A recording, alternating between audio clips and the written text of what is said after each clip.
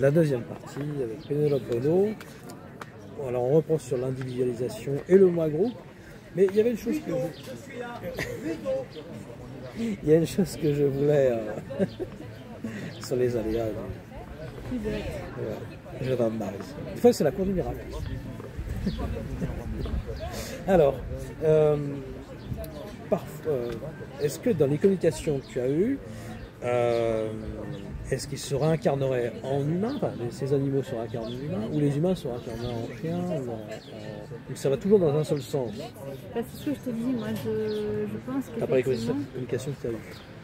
Moi, pas forcément dans les communications que j'ai eues, mais en tout cas dans la compréhension des choses que j'ai eues à travers ces communications-là et les messages que j'ai pu recevoir, notamment de certains qui m'ont donné des messages, tu vas t'en parler tout à l'heure, mais vraiment dignes de grands maîtres, des messages de sagesse, d'humanité. Alors au niveau réincarnation, j'ai eu des cas de réincarnation chez moi et chez des personnes qui ont fait aussi appel à moi, de chiens qui sont revenus incarner dans d'autres chiens. D'accord. Ils peuvent aussi changer d'espèce, ils peuvent changer de race de chien. J'ai eu souvent le cas chez moi de réincarnation et c'est hallucinant parce que même si le caractère n'est pas tout à fait le même, on retrouve le lien tel qu'on l'avait laissé en fait.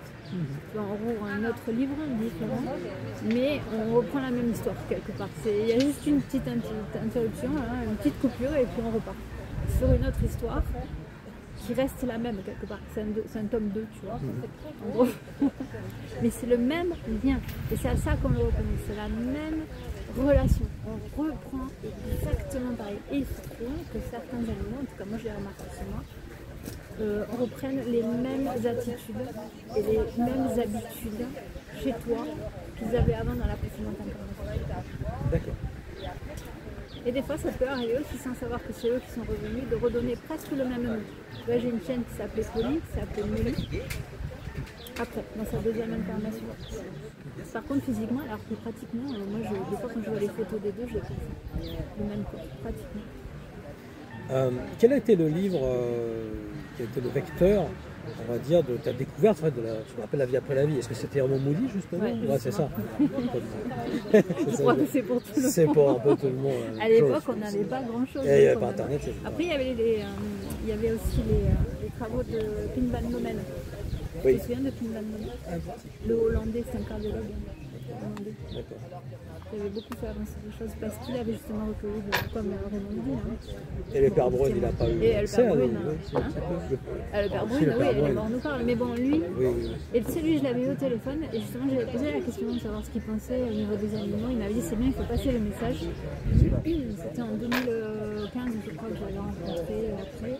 C'était lors d'une conférence qu'on faisait ensemble. Et avec Charbonnier aussi.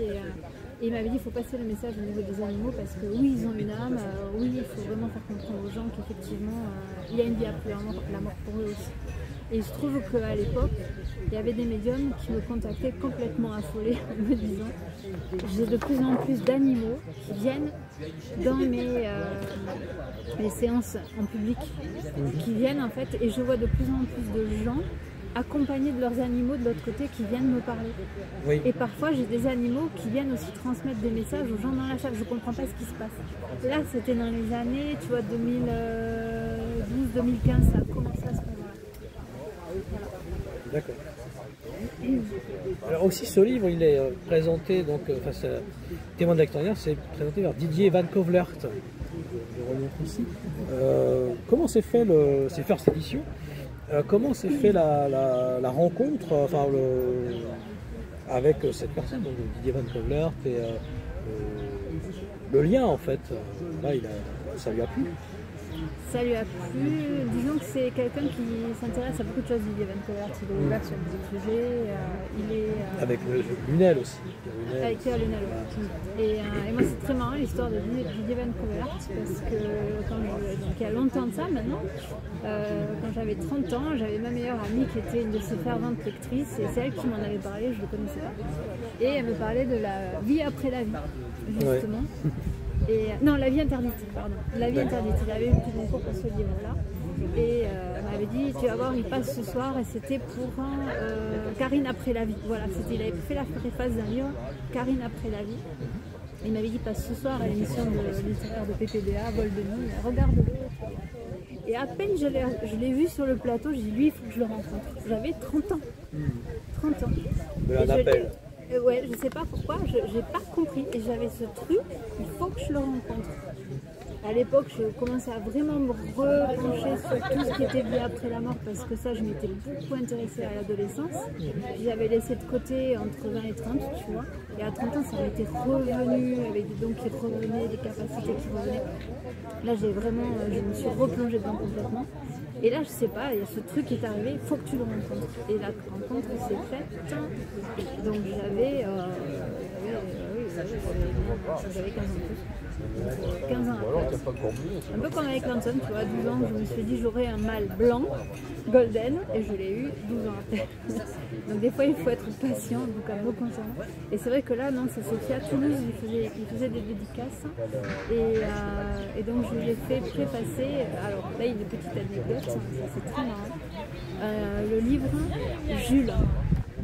Il avait écrit un livre en fait sur un chien guide. D'accord. Et un labrador. Et donc je fais préfacer le livre et là il m'ouvre les bras comme ça, il me fait la bise comme si on se connaissait depuis toujours. En 5 minutes on s'est tutoyé, au bout de 10 minutes il me proposait d'écrire le livre pour sa collection.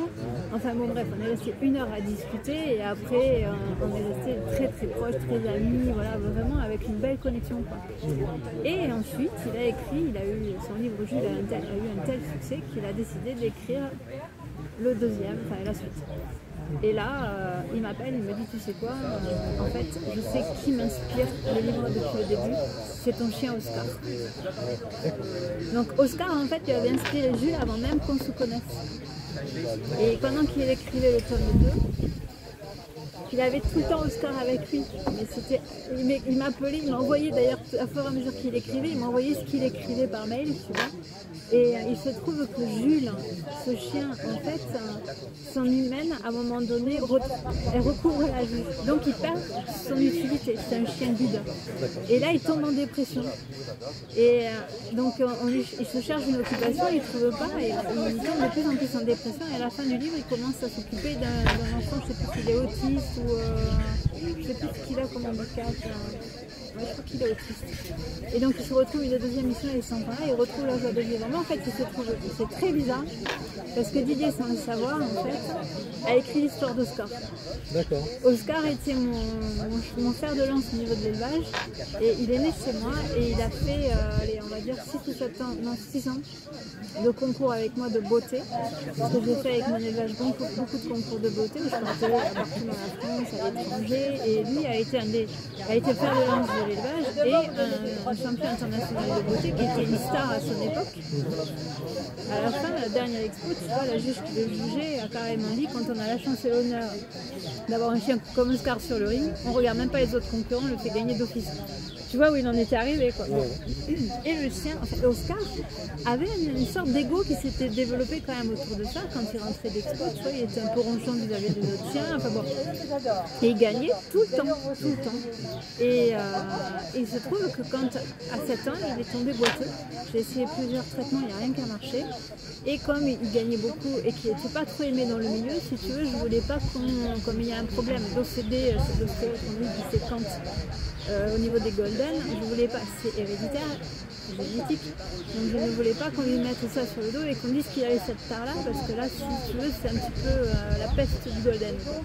Et donc je voulais pas que les gens soient médisants encore une fois sur lui par rapport à ça. J'ai arrêté les expos du jour au lendemain avec lui et complètement parce que je ne voulais pas y aller sans lui aussi. Et à partir de ce jour-là, j'ai vu mon chien périculer complètement, comme Jules. Tu vois. Et en l'espace de 6 mois, 1 an, il a pris 4 ans. On aurait dit un chien, il avait 7 ans, on aurait dit un chien de 12 ans. Et il se trouve qu'à 12 ans, effectivement, il est mort d'une leucémie. Il se trouve que la signification de la leucémie, c'est la perte de la joie de vivre. C'est je ne trouve plus ma place, je n'ai plus mon utilité. Voilà. Et bon, sauf que si Jules a retrouvé une occupation, Oscar, j'ai essayé de lui trouver d'autres occupations. Lui, sa mission, c'était de gagner en expo avec moi. C'était sa raison de vivre, tu vois. C'était hallucinant. vraiment c'était ça. C'était partager des moments forts avec moi sur les livres. Et c'est vrai que j'ai partagé des moments très forts avec lui sur les livres. Ça fait maintenant plus de 10 ans qu'il est parti, j'avoue, j'ai toujours pas fait mon deuil. Tu vois que ce ne sont pas forcément les. Les cordonniers ne sont pas les mieux chaussés, c'est tout à fait vrai, je reconnais, c'est tout à fait mon cas. Je suis nulle dans les deuils. J'ai aidé beaucoup de gens en deuil, mais me concernant, je ne sais pas faire les deuils. Tu es aussi actrice, hein, parce que tu as participé à un film qui s'appelle Le rêve de Manon. Est-ce que tu peux nous parler de ce film et puis ce rôle-là que tu as eu, comment ça s'est déroulé? Ça c'était Malgorzata des Bosca qui m'avait proposé. Elle avait écrit ce scénario pour moi en avec fait, Constantin. avec Constantin. Alors au départ j'avais dit non, parce que c'était inspiré de ma vie et jouer mon propre rôle, j'avoue que ça a été le film. J'avais fait beaucoup de théâtre, j'avais fait une dizaine d'années de théâtre avant et j'ai jamais aussi mal joué que dans ce film en fait. C'est très dur de jouer son propre rôle parce que tu te dévoiles si tu veux, t'as pas forcément envie et c'est pour ça qu'au début je lui avais dit non. Et puis après finalement je me suis dit bon allez, si j'avais envie de jouer, j'avais envie de tourner, donc l'envie a été plus forte mais ça a été très inconfortable. Vraiment inconfortable.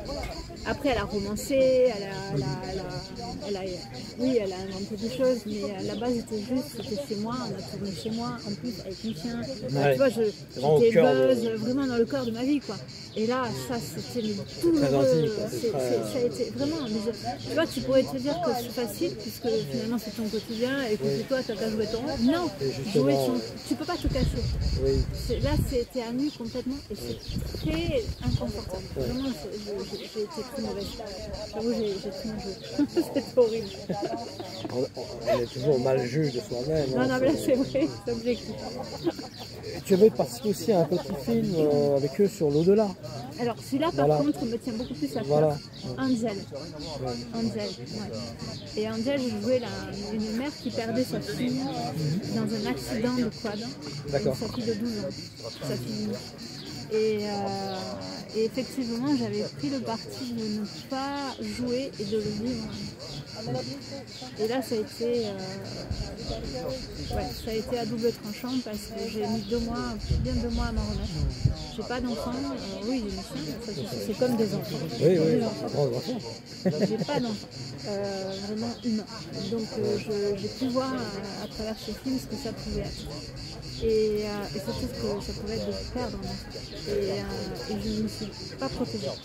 J'avoue, je ne me suis pas protégée, je ne l'ai pas joué, je l'ai vécu. J'ai pris le parti de le vivre. Et puis c'est vrai que des fois, il y a des personnages aussi comme ça auxquels tu t'attaches, tu vois, tu n'as pas forcément envie de les laisser.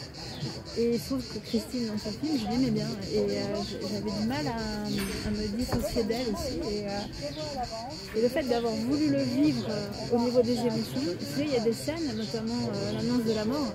Heureusement qu'il n'y a pas eu de problème, parce qu'il y aurait un problème de son, n'importe quoi, mais je n'aurais jamais pu rejouer la scène une deuxième fois. Impossible. Il y a eu 2 scènes comme ça dans le film, on m'aurait demandé de les rejouer derrière, j'en étais incapable. Malgorzata nous a un peu, sur certains plans, nous a laissé libre de nos actions, on avait vraiment libre, on était en impro. Sur certaines scènes, et notamment celle-là, on était en impro, on faisait ce qu'on voulait. Il n'y avait pas de texte sur ces scènes-là, et elle ne nous a pas dirigé, elle nous a dit vous laissez faire. Et là, je les ai pas. Et je t'assure que ce qui est sorti, je ne savais pas du tout comment j'allais réagir, mais pas du tout. C'est pour ça que je n'aurais jamais été capable de le refaire une deuxième fois. C'est pour ça que je dis je ne l'ai pas joué, je l'ai vraiment vécu. Et j'avoue que quand tu fais ça laisse des traces.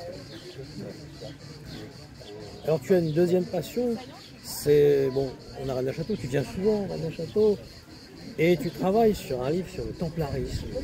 Non, attends, c'est un roman. Un roman. C'est un roman.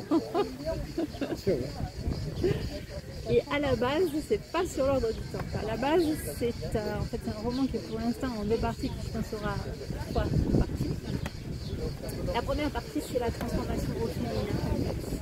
C'est mes 2 personnages principaux se rencontrent dans leur coma. Je ne vais pas en dire trop quand même. Non. Et en fait, il se trouve que leur histoire date de plusieurs vies. Et chaque vie, quand ils se rencontrent, il y en a toujours un qui est emporté de l'autre côté, prématurément. Donc ça les empêche de vivre ce qu'ils ont à vivre. Et il se trouve que là, il leur est demandé à l'un et à l'autre de faire des changements. Elle, transformation intérieure de façon à pouvoir lâcher certaines choses au niveau des programmations qui se sont engrammées au niveau des mémoires de leurs âmes en fonction de leurs incarnations mutuelles. Donc elle fait cette transformation-là. Donc effectivement, il y a des endroits que je cite dans la Haute-Vallée, dans le Pays Basque aussi. Et en fait, ils se retrouvent dans le Pays Basque dans leur coma respectif. Et elle se transforme, elle va arriver à un changement intérieur qui va lui permettre de faire cette libération au niveau de ses mémoires qui les suivent depuis toutes ses vies en fait. Et lui a un deuxième coma à la fin du tome 1. Et dans ce deuxième coma, il devient un voyageur du temps, c'est-à-dire qu'il part en 1307, au moment où Jacques de Molay demande aux Templiers de partir cacher des choses. Et effectivement, donc là, le tome 2 commence sur la période des Templiers.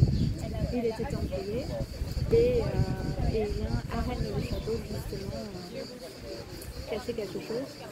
Et à Rennes-le-Château, il rencontre Margot justement. Donc c'est cette première incarnation-là qui a créé la première mémoire et qui a engrammé toutes les autres, enfin qui a été le point de départ de ces mémoires qui les a empêchés après dans toutes les vies où ils se sont retrouvés de pouvoir vivre quelque chose ensemble, puisque dans cette vie-là, elle meurt justement au moment où lui se fait arrêter et il revient pendant son coma à ce moment-là pour changer le passé de façon à changer le futur. Et donc il vient changer cette réaction qu'il a à un moment donné qui entraîne sa mort à elle. Et ensuite il revient du coma, mais je ne vais pas en dire plus. Ah non, voilà. On n'en dira pas plus. Voilà, on va s'arrêter là. Ça s'appelle Au-delà de ça. Là, est-ce que tu es en phase d'écriture? Je te rappelle. Est-ce que tu as un dernier message à faire passer?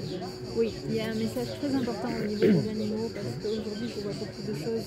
Les gens souffrent énormément depuis le confinement, les confinements depuis le Covid. C'est vrai qu'il y a eu un rapprochement, l'être humain s'est rapproché des animaux et maintenant on sent qu'il y a une réelle demande d'avoir un animal avec soi. Mais je pense que c'est tout le monde conscient. Je pense que les âmes nous amènent aussi, notre âme nous amène vers les animaux aussi aujourd'hui, de façon à renouer avec tout ce qui nous entoure, avec le vivant, avec tout ce dont on a été coupé, dont je parle dans le livre à travers notre histoire. Parce qu'en fait, le livre parle de com. Alors, il faut quand même préciser que c'est un livre sur la com animale, certes, mais ce n'est pas que sur la com animale, et la com animale me sert à alimenter ma thèse. Et ma thèse, en fait, c'est donc je pars du postulat qu'en tant qu'homme préhistorique il y a 45 000 ans, en faisant une alliance avec les loups, on a réussi à donc les apprivoiser, on a fait une alliance pour chasser, donc ça nous a changé nos modes de vie, notre alimentation, et c'est ce qui aurait amené un changement au niveau de notre cerveau et qui nous aurait amené à devenir ce qu'on est aujourd'hui. Donc si tu veux, l'animal nous a sans les animaux, les gens ne seraient pas aussi nombreux sur Terre, c'est impossible. Donc je parle de notre évolution avec les conjointement, grâce aux animaux. En fait, je parle de ce qu'on est devenu grâce à l'animal. J'essaie de rendre la parole à ceux à qui on la donne jamais, pour expliquer tout ce qu'ils nous ont apporté au fil du temps, pour en arriver où on en est arrivé aujourd'hui, sauf qu'aujourd'hui on est arrivé à une période où on est dans une individualisation totale, et une division totale, et je dirais même, voire on est tombé dans l'indifférence de l'autre.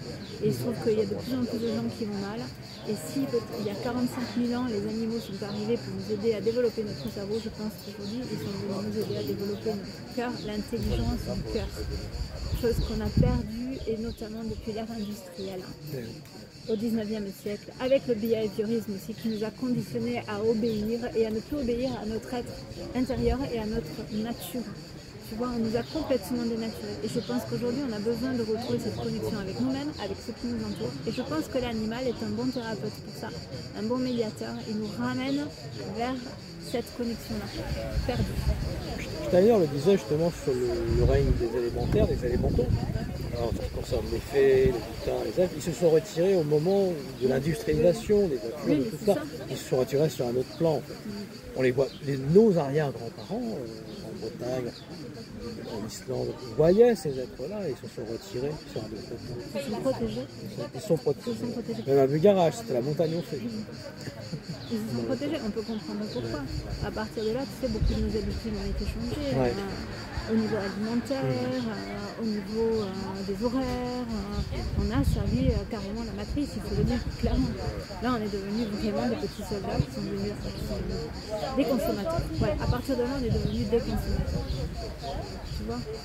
Et là, ça a été très très vite, finalement, cette évolution vers ce qu'on est devenu aujourd'hui a été très rapide. Et là, ça s'est accentué depuis 2000, depuis 2020, ça a été, là maintenant, ça prend une ampleur telle et une Exponentielle. Maintenant, on a pris le TGV quand même. On est bientôt dans le Concorde là. Oui. Il faut s'accrocher. C'est pour ça, l'animal a un rôle important aujourd'hui, il remplit complètement la mission. Ça, c'est la deuxième version du livre qui est sortie en septembre 2024. Et elle a été augmentée, elle a été actualisée parce que c'est vrai que quand il est sorti en 2018, comme je disais, les consciences n'étaient pas ouvertes comme maintenant. Et c'est vrai que depuis le Covid, il y a beaucoup de choses qui ont changé et les consciences ont évolué.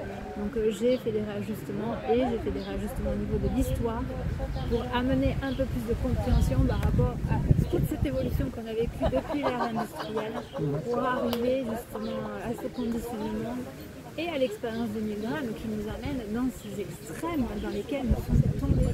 Et cette déconnexion de notre sensibilité quelque part et de notre sensibilité à l'autre finalement.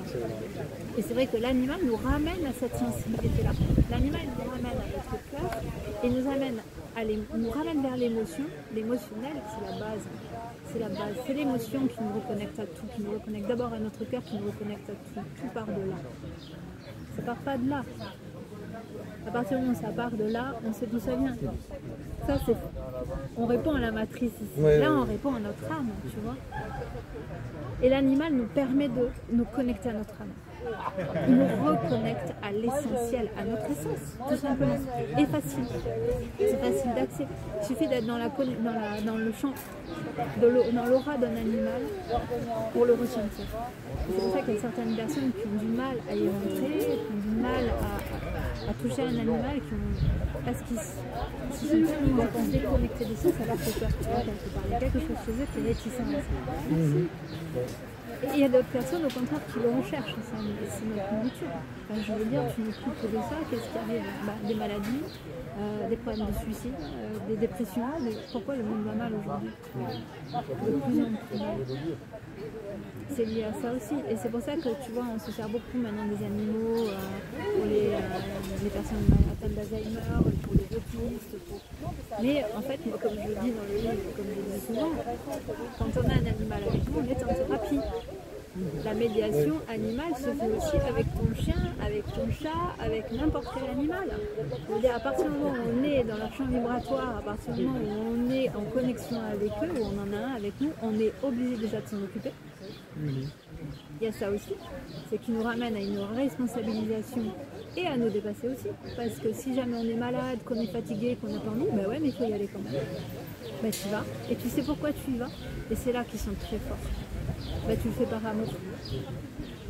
Et là ils te font te dépasser par amour. Et c'est là qu'ils te montrent, ils te font sortir la meilleure version de toi. Bien, merci pour cet entretien.